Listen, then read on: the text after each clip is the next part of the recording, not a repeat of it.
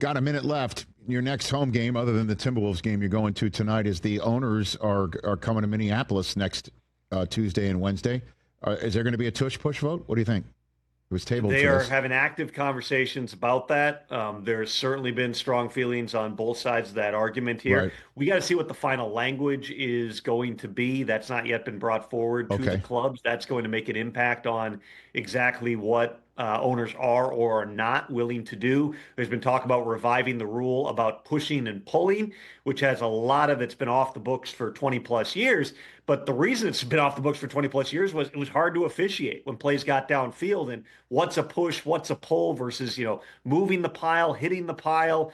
Those are complicated things. There's also the seeding argument, Rich, too. The reseeding based solely on record and not division finish. That was also tabled. So potentially two things. Usually in May, we don't have a lot of high profile rules conversations. We could have a couple, and it'll be interesting to see the tenor of those conversations as we get into Tuesday and Wednesday next week out in Eagan, Minnesota. All right, and I got 30 more seconds. Let's mix it up here. NBA, NFL.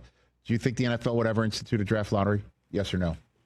Tom? I don't think so. It's going to be a conversation, but I think for precisely the reasons that you saw the other night between the conspiracy theories and the fact that the worst teams don't have that instant turnaround. We know this, Rich. How many times has the NFL talked about how many teams go from worst to first? They love it. The level of parity over the course of time. Correct. It's hard for me to imagine in a sport that, frankly, is a lot harder to tank in than the NBA, that the NFL is suddenly going to say, all right, Titans, you had the worst record in the league last year. And think about it, we had a lot of drama last year, Rich. The Giants knocked themselves out of that number one pick. The Patriots knocked themselves out of that number one pick. That's what I mean in terms of it's hard to tank. It really is, because the coaches and the players are not thinking in that regard, and you can't just roll out your 12th man to jack up 23s at the end of a game. I mean, these are injury situations. It's a dangerous game. You can hold guys out, but it's hard to truly tank. I don't think the NFL, in other words,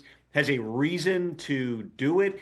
And I think also, just to apply the standards of the NBA to the NFL, that would be the equivalent of the Titans having the worst record in the league, their fans being able to get excited of, hey, we might be able to turn this thing around really quickly with Cam Ward. Instead, it's, oh, just kidding. The Seahawks just got the number one pick. Yeah. They now are getting Cam Ward. They went 10-7 last year with Mike McDonald, and they're building a hell of a defense out there and have playmakers all over the place. They now get the number one pick. That just makes it so much harder to get those instant turnarounds. That's one of the things that makes the NFL great. Again, I'm sure somebody will propose it eventually here, but I have never heard that had true momentum in the NFL. And if you're Cam Young, where would you rather be? Tom Pelissero. Doesn't matter.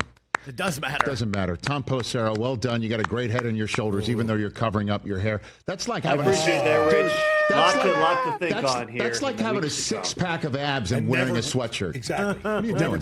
That's Tom. That's Tom Pelissero, everybody. Catch the Rich Eisen Show live weekdays from 12 to 3 p.m. Eastern on Roku Sports Channel in the U.S.